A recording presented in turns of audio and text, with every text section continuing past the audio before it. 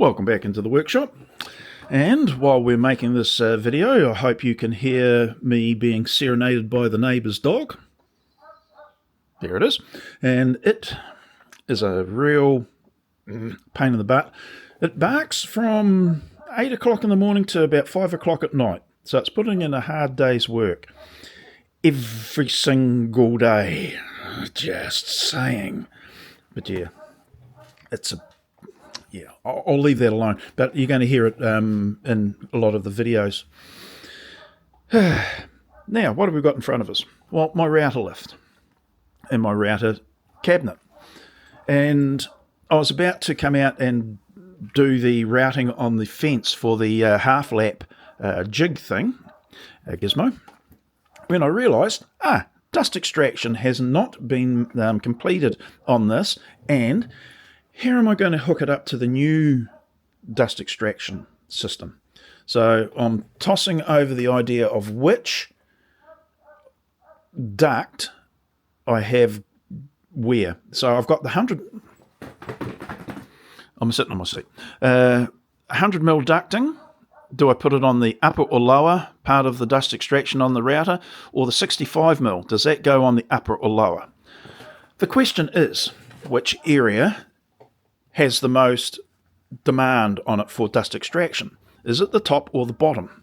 Now, I'm going to say the top, because that'll be often the case where 95%, if not 100% of the dust and chip will be extracted from. So therefore, it makes sense to put the bigger capacity and capable duct on there. So the 4-inch could go on there. However, there is a motor which does not probably appreciate having dust around it, and therefore perhaps the 4-inch, the 100 mil duct could go on the bottom, making sure that the router is protected somewhat by that greater capacity. And that is actually my current thinking. I don't know.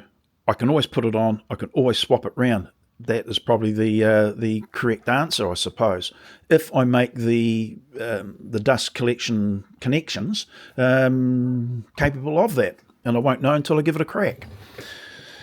Now, one of the things I require is, as a preference, is a panel that's easily removable, and hopefully would have a polycarbonate or plastic of some description panel in it to allow me to see inside this. So the rest of this discussion is nothing about the fence that I was going to make, but rather the actual router lift, which is quite an interesting construction. Some people may have had a very similar type of construction for theirs. Considering it's not a proprietary one, I would prefer one of those, but for a half-inch router of this size, they're not cheap. I could get a router, a spindle, a round router body, and a mechanism, but a lifting mechanism, but that, to get anything of any quality or capability, is about $2,000 here in New Zealand. Yes, it is that expensive, but we don't have the routers with the round body in New Zealand. They're available, but not commonly. If I went down to local merchants that's throughout New Zealand, or a couple of them that are throughout New Zealand, you probably wouldn't find a round-bodied router of the half-inch sizing or variety. DeWalt, I think, have one, Milwaukee, but I don't know whether we have them here, although they are becoming more and more available in New Zealand.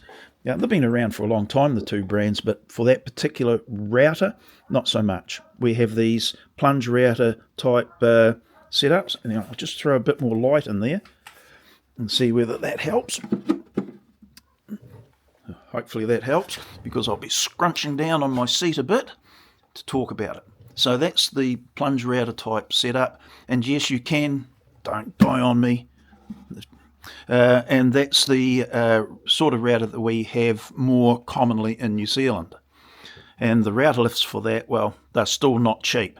So I made a router lift, or put it this way, it's a mechanism that lifts the router, a little bit different, and it was effectively, I'm going to say, $20 for it, rather than the $5, $6, $7, $8, $1,000 for the router lift. So you can see why I went with this. It's simply a bit of box section aluminium, and it is lifted and lowered by two 16mm rods. It's got a 2mm pitch on each end, and believe it or not, it works particularly well. Yes, you've got to reach underneath and lock and unlock the mechanism. I'm dealing with that. In fact, that ratchet down there, if I just reach in, goes to address some of that, because it reaches in, can you see, goes on there and locks off the mechanism. So it's a little bit easier to do. Where were you pointing? What were you looking at? Come on, this is what I'm talking about. There's nothing up there that's interesting. Anyway, the router needs to be lifted and lowered on those bolts. 16mm metric has got a 2mm pitch. So on top here, I have a bolt with a hex head in it, below the surface of the router top, of course. And if I rotate the threaded rod, both of them at the same time, one full revolution, it'll lift the router 2mm.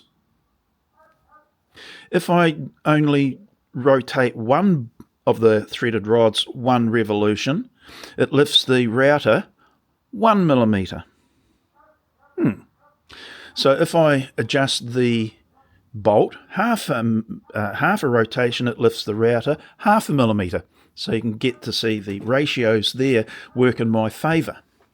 If, however, I keep on altering one bolt a lot, it'll tilt the bottom bar up or down to where it's probably not ideal.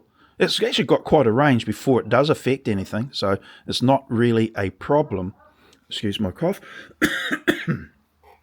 But let's not go into a situation here with the lift with a problem. So I wanted a clear panel. That's where I was mentioning the polycarbonate or such. So I can place literally a level that sits on. I can place a level on here that sits there permanently, semi-permanently, and I can see whether it is level or not. The more level it is, or closer to level, the better. The pivot, which is just a bit of dowel, in fact it's a flattened out piece of dowel, so I can sit it. Oh, what are you looking up there for? I'm talking about stuff down here. The dowel has just been flattened off, so it sits on the aluminium. It's fixed to the aluminium, but its round piece pushes up against the body of the router, meaning it can tilt relative to the thing without imparting too much push or pull on it, as would if you. Anyway, the bolt here has got a pivot. It is able to pivot so that as we lift and lower, it doesn't bind or slog out the thread. Had I originally threaded just the box section, and that's what I thought about doing, but as soon as I looked at it, I'm going, oh, no. As it lifts and tilts, that box section would mean the thread would bind. So this whole mechanism can pivot and articulate a little bit to accommodate all that movement. And considering, as I said, it probably cost, I don't know, you could actually say in one way it was free, because I just used stuff that I had around, except for the threaded rod. But if I said it was cost $20, I've just saved anywhere between $500 to $1,000 by that. It took a long time to get this to work properly and smoothly, but it does. So why not? Yes, I do have to get underneath, as I've explained, get underneath and lock and unlock it. And the biggest problem is remembering to lock and unlock it once you start to adjust it. But once you've got that sorted, you can set to and adjust the router quite well. It has to be quite rigid. That's why I don't mind the plunge type router setup, because it has its own beefiness to the mechanism on its columns, and locking it off does make, and it's a fairly beefy boy. It's a supplied by one of our local machine or tool suppliers, tool shed rather. It's one of the early ones that they actually labelled with their, had manufactured for themselves. Now they've got their own range. Quite a good company, the Tool Shed. I've spent a few grand. What's so fascinating up there? Down here. I've spent a few grand with them. Very, very good service. And anyway, that's my local one here in Hornby. And, go check it out. They're really good, if you want to ask questions of the different people and there's, well done them. But I needed a fairly hefty 1/2-inch router, and as it turned out, this puppy I got there a wee while ago, have never used it, has never even been in the router. But that is you can see it against my hand, how big it is, and it's got all those tungsten carbide tips in it, and it's like, holy moly, that is a behemoth of a router bit. So it needs to have a fairly sturdy router and a sturdy mounting system, which is a bit of a video onto itself for later on. But once I've got that, I actually bought one, which is really, really disappointing, and it wasn't a cheap one. Where was it? Well, this one here, and that was all I needed. But, and I'll show you, you might not be able to see it, but you're going to have to take my word for it. And that's not let me sit down again. That is not a bad router bit either. It's quite capable, very, very sharp, nice bearings and everything. And I put it in my router bit and spun it up, and as you can see, it's only ever been in a router once. And I didn't even use it, as you can probably see by the cutters. But, bugger me, it's got a bent in the shaft. How is that even possible? A 1/2 inch, it must be the machining or something, but the 1/2 inch shaft, it's got a tiny, tiny bend in it. And this thing, when I spun it up in that router, had the shakes. I don't think I like that. So, yeah, I'm not going to say it was an expensive one, but it also wasn't cheap. But how the hell do you bend a 1/2 inch router shaft? So, very disappointed in that one, I've got to say. So anyway, long story, I'll make it short. That was a bit of a disappointment. I wanted to do some milling with it, couldn't use it, so I ordered another one, and this is what arrived in my on my doorstep there. And I go, whoa! Hadn't realised that the picture was indicating this. And I should have looked a little bit closer, but yikes! That is and when you pick it up, you go, hell, that's heavy. Again, the router needs to be fairly stout, the mounting, etc. needs to be, and for that puppy. So yeah, there we go. So now I need to blank off the front here, and because the dust is going to be extracted at the back, and make my fittings mounted to it in some way or form.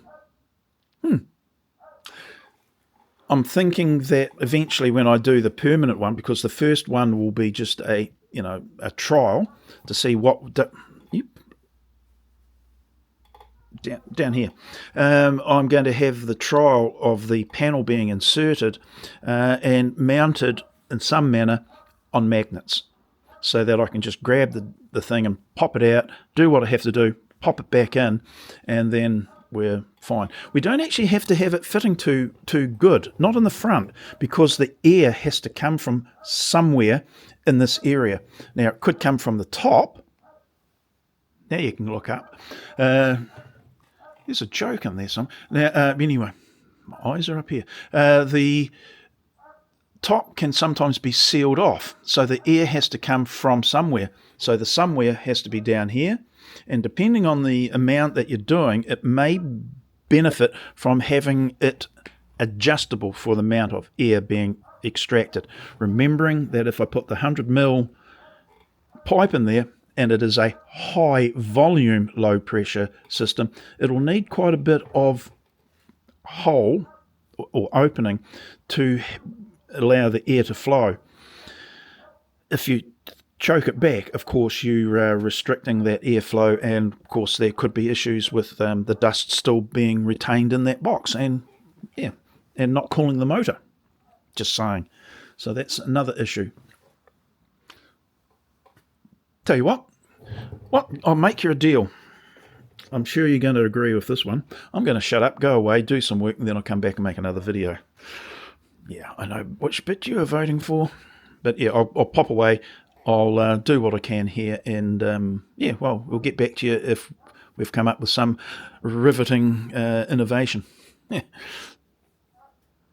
Okay, doing the shutting up bit now, and I'll see you in the next video. Okay, bye.